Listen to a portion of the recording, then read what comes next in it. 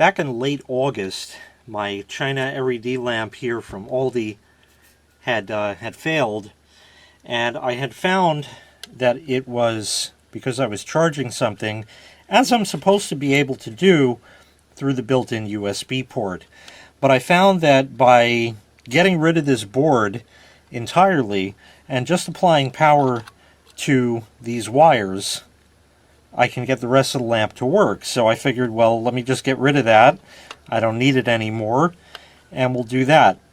So then I needed some way, because I don't have a way of really jumpering out this board good enough to do this. I'm not that skilled. I'm not great at soldering. And I wanted to use the original plug, but like I said, I'm not that skilled to do that. So instead, what I was going to do was I was going to go ahead and use just a cut-off USB cord and use this as the actual wire and cut the plug off, save that for something else because that's always useful. And that. The adapter itself is nothing to write home about. It was 12 volts or so. Yeah, 12 volts, 1 amp. You know, what good is that? That's not going to really be that useful. So it would just go in the bin with other adapters just in case. But I wasn't happy with that solution. And then I was watching a video from Isaac24. Isaac24 had found me. He originally, or formerly, had gone by the moniker The Elevator World on YouTube. And he found me through my series on when I went to Albany, because there was an elevator there. And he said, if there's elevators, I'll be there at that video. And I'm like, great, here we go with another elevator twerp. Well, it turns out I was wrong. He's not an elevator twerp. He was, but he said, you know what? I should branch out and freaking enjoy life instead of just being an elevator twerp. So that is exactly what he did. And he puts out some interesting content. Younger kid, got a lot to learn, but Uncle Jay's teaching him, so hey, you know, can't go wrong with that. He, not too long ago, sometime in October, decided to replace an old keyboard that happened to be USB. So I said, hey, you know, that's got a nice long cord on it. Uncle Jay can use that.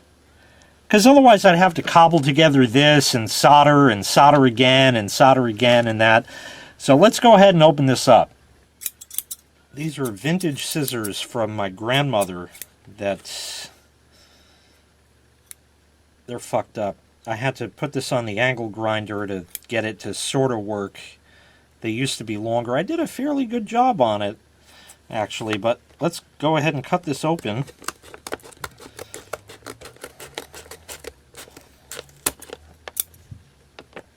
And extract the USB cord. Oh, there's a note as well. Cable for old Jewish guy. Alright, and on the back is some sort of recipe for skillet ziti with chicken and broccoli. So, in true Jewish form, he didn't waste the paper, so I appreciate that. And here is the USB cord. Just a plain old, long enough USB cord. This will do just fine. So let's get some of the detritus out of here. Let's see here. We'll go ahead and strip this. I'll see if these strippers will work, just so I can get an idea if this is going to work the way I want. Oh, look at that. It's even shielded even. Oh, yeah. This is quality stuff I'm not used to working with. So I'm going to have to strip back some more, and I did nick the wires, but maybe I can strip the other one. I don't know if that's going to be enough. Well, we'll have to try it. So it should be red and black. I'm going to go ahead and hook up the red and black to the red and black on here, and we'll try giving it power, see if it works. All right. Plug that in. Nothing shorting. The light on it came on the clock, so I can turn it on, and the light works, if you can see it.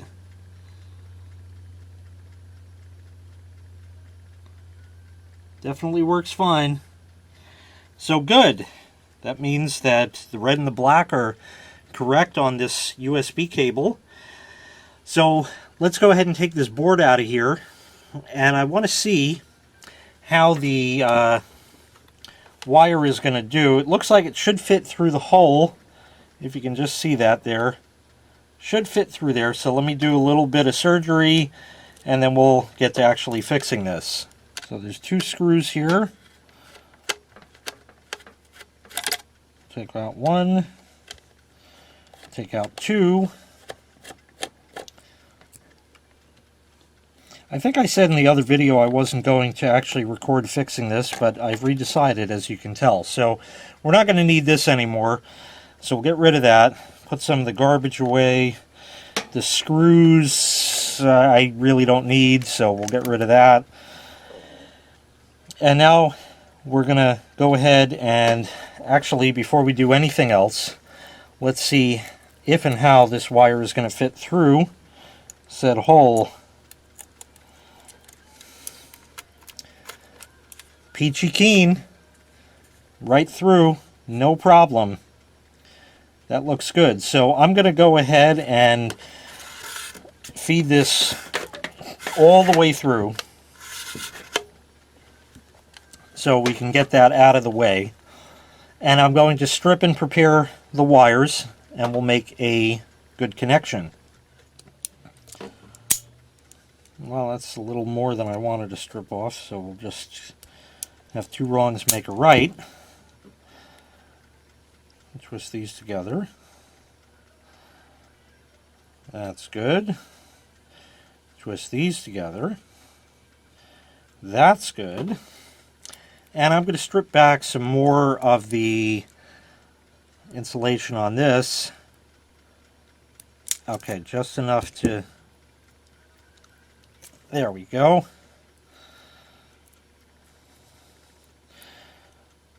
Pull that out. Pull that out. And now I don't need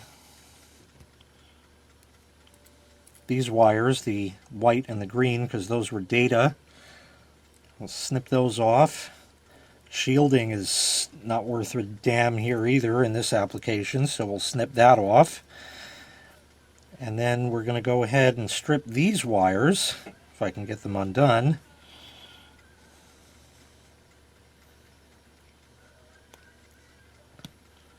That should do.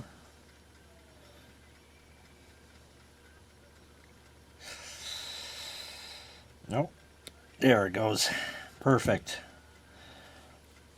Twist these together. Get those all set. And now we're going to go ahead and connect red to red and black to black.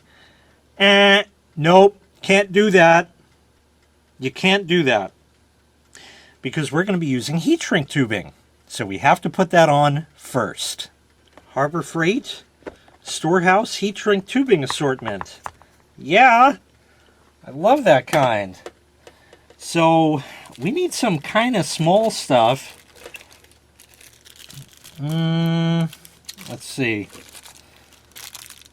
This might work, but it really looks a little thin. So I like to always use a little bit larger, because that would definitely fit over the wire. Because what happens is when you apply the soldering iron, the heat from it is typically going to go ahead and start shrinking the tubing down and may shrink it too much where you can't use it. So let me open this up and get 2 pieces out.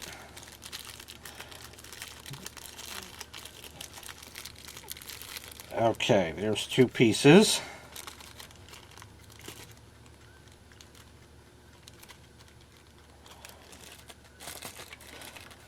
And we'll close that up. There we go. These can slip over these wires. That'll be fine. So we'll do that. Oh, I just made a critical error. Yes, I did. Although I don't think it's really absolutely necessary. Nah, I think I'll skip it. A lot of times what I like to do is then get a bigger one and put it over the whole thing. But it's going to be enclosed in the bottom of this, so why waste the heat shrink tubing? I think we'll just go with that. So now we're going to go ahead and make a good connection here mechanically. So this is going to be a little fidgety.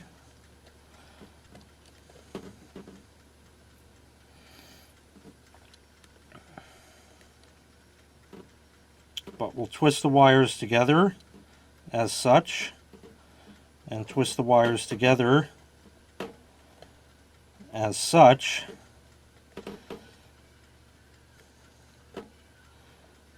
Okay, so if you can see that, that is now connected. We'll put the heat shrink in when we're done, and otherwise we're good. So let me go warm up the soldering iron.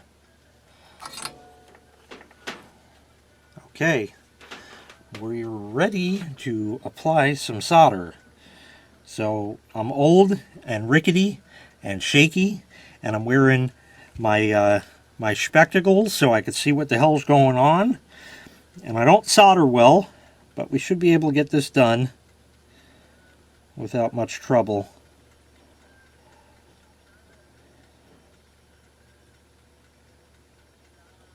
That's good enough. This one I'll try to come in from this side. For some reason I'm holding the iron in my left hand. I don't know why, but I am. So that makes it extra shaky. That should be nice and soldered as well. All that for just that. 5 minutes of waiting for the iron to cook up. 2 little wires that are now soldered. That's perfectly good right there. So we can go ahead and slide the heat shrink over the connections that we just made, like this. And now I can get my miniature heat gun, unplug the iron, plug in the heat gun, and start cooking.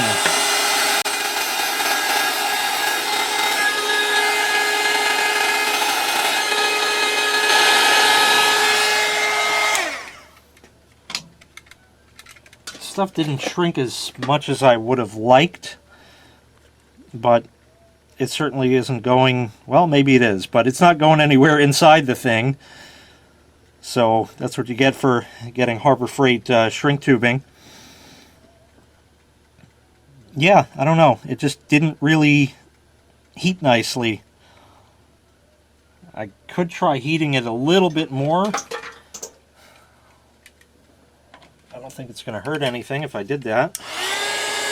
We'll heat it this way. That's maybe looking a little bit better right there.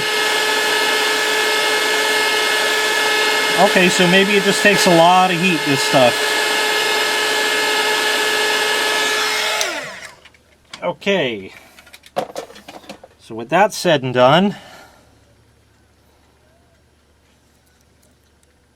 oh yeah, that's a lot better. Okay, good. So this ain't going to work. So we have to make a strain relief. So first thing we're going to do is we're going to pull this wire back through, all the way through. And we're going to be very careful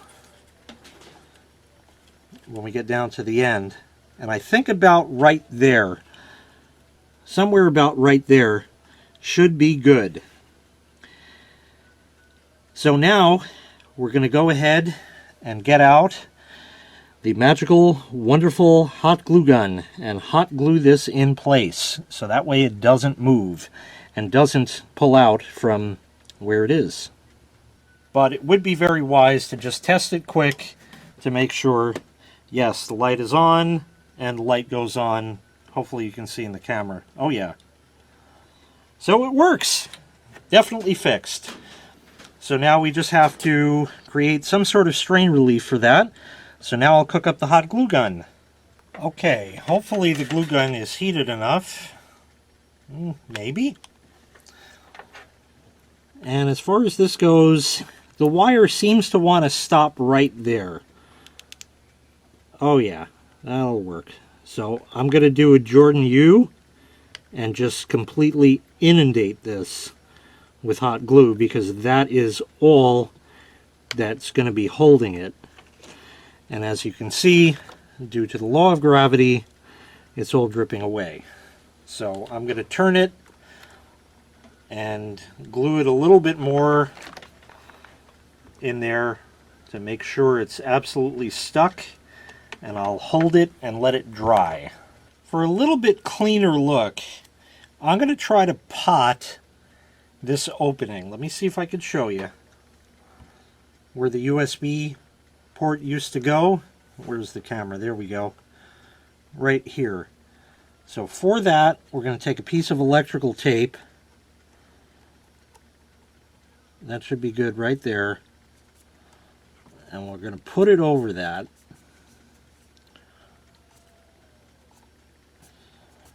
Just make sure it's stuck down anywhere it can. And I'll flip it over. And now I'm going to put hot glue in here and just sort of fill it in. I have to fix my glue stick here. There we go. Because the one in here is running low. So we'll just put an ungodly amount right there. That'll do. And I'll let that dry, and then we'll peel the tape off and see if it worked. Okay, I think it's dry enough to go ahead. Well, that looks pretty good. I'll go ahead and peel off the tape.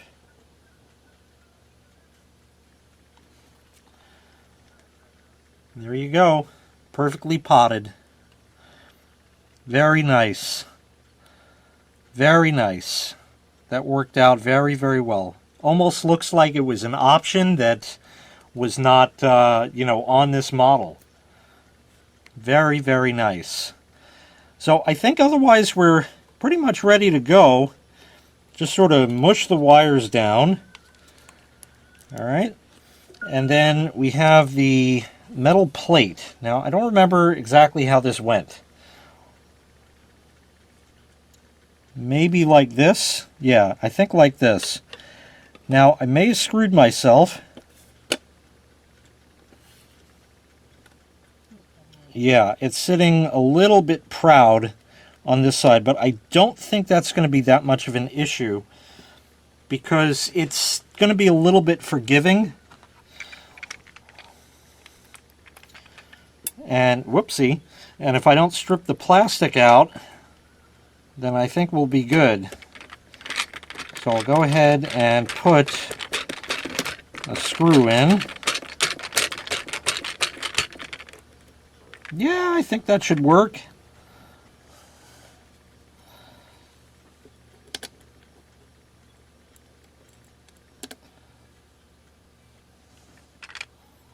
It's still quite warm back there where the hot glue was.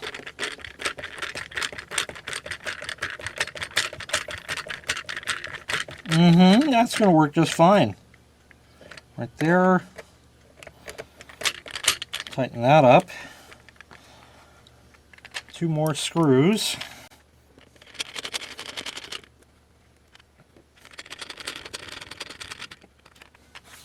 And now the pad. It has a little bit of stickum still. The bigger stickumish was kind of over there.